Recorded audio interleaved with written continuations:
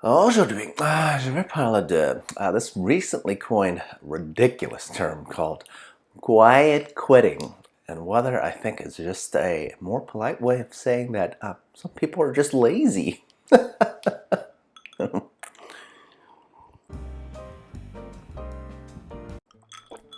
Hey, XenPuck here. Oh boy, I mean, one thing about getting old is that I get to see a language evolve in front of my very own eyes, okay? This whole quiet quitting thing, I think is a prime example, right? First gotta define it before I poke holes in this frankly not remotely new phenomenon, okay? So far, I believe the generally accepted definition is just that there's no actual quitting at all if you quiet quit. Yeah. Not even sure why the word quit is in the phrase. All that it means, I think, is that people keep at their regular jobs and just do the original job that they were hired to do. Okay? Definitely not a bit more. There's some contention as to whether quiet quitting means doing the absolute minimum to not get fired or do the job you were hired to do and just not going above and beyond, right? And that's fine, okay? Any popular term will have a range of meanings to a large group of people. We can live with that amount of ambiguity, right? So the reason why I'm interested in terms like this as well, because I'm interested in discipline, and whenever I hear people talk about, new workplace trends, that just sounds, well, depressing. I want to find out whether some amazing cultural shift has actually happened, or much more likely, it is just a repackaged term in a brand new skin, okay?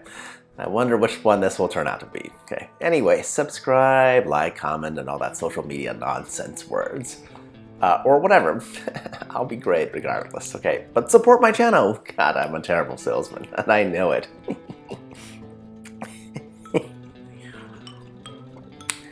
So I'm going to answer my first post question right. I think I'm going to put that in the title, which is, does quiet quitting just mean being lazy? Actually, no, not exactly. To me, it just means being lazy at work, right? And that distinction in itself is actually quite crucial, right? The reality is that in the good old US of A, at least, right, people tend to associate their entire self-worth way too much, right, with their profession, right? So saying someone's lazy at work absolutely can sound like calling them lazy in general, but I would personally love for that phenomenon to change. So I want to distinguish between the two, right? I think it's totally fine to be lazy at work, right? Like all these quiet quitters are doing, because they're certainly still, working, right? They're still being good little worker bees. They're just not doing any work they're not already explicitly being paid to do, right? That's absolutely within their prerogative to do, right? That saves mental stack to do presumably other activities during their off hours that presumably these workers actually enjoy, right? I'm all for that. Quiet quitting's main positive boils down to not letting work dominate your life, right? And frankly, as an early retiree, I am all for it, right? I certainly never wanted to solely be defined by my work, and I was actually a super trooper, right? Couldn't conceive of just coasting. Oh, by the way, that is the old term for quiet quitting, right? It's just called coasting. We've all seen tons of our own coworkers who do this. They are the unremarkable majority, right? Because if you just do, just enough work to get by, well, that's cool, okay? That's totally cool. But that's what those people will ever get to do, right? Just get by in life, okay? I mean, boy, I hope they have rich inner lives or really interesting hobbies outside of work to shine at, because they're certainly not shining at work, right? Again, remember, I'm all for it still. Point number 2, right? I want to point out is that it's actually impossible for all people to quiet quit, okay? Or quote unquote, coast. Like I mentioned, I personally couldn't do that, and neither can my wifey, right? For instance, I think this is really just due to the difference in personality types. I mean, I cannot physically not do a great job wherever I am working, right? The mere idea of just coasting is frankly offensive to me, right? Because I want to be the best at everything that I, care about. If I'm going to spend 8 to 10 hours a day on something like a regular job, my pride would force me to go above and beyond, okay? Plus, that's the only way to get promoted and recognized. So yeah, I mean, maybe I should have just said, you can't quite quit if you have ambition in your heart, okay? Luckily, the vast majority of people have very little ambition and drive, and their default level is coasting to begin with, right? This is where I find it kind of funny that quiet quitting as a term sounds, almost heroic.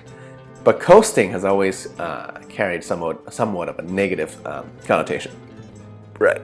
I think the reason for this is just that, society continuously lowers the bar so that if you want to just get by at your job and never improve the professional situations in your life, now you can without feeling any shame. I mean, again, I need to repeat that I think this way of living or working is totally okay. If the coaster basically has other things going on, that's great, right? The question really becomes, do the vast majority of people who default to coasting at work, aka quiet quitting, in their professional life, right, actually suddenly have drive and passion during their personal time, right? I mean, look around you, answer that survey question for yourself, okay?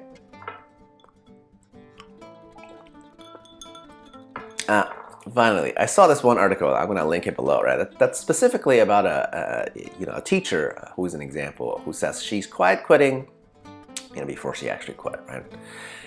And she brings up this one point that I think is somewhat unique, right? She says it's actually possible to stay engaged at your work without going above and beyond. And actually here I am. I'm going to entirely disagree with that specific type of point, right? To me, a job is literally like a company's performance or the general stock market. It's either going up or it's going down. It's actually very, very difficult to stay the same level over a long period of time, right? Either you're improving your skills or you're atrophying, right? It's that way with any skill, right? The reason most workplaces has this idea that people should go above and beyond, that's not really new, okay? The work culture type of thing will always be like that, to filter out the unambitious majority, right? That's just common sense, right? In any group of people will self-select who actually wants to lead, because most people are followers and just want to be part of the herd and not stand out. And the lady in the example article that I'm talking about, she says, she's just trying to do her job during regular hours and, turn it off when 5 or 6 o'clock rolls around, right? I just don't think that's literally possible, again, for a certain minority of people, right?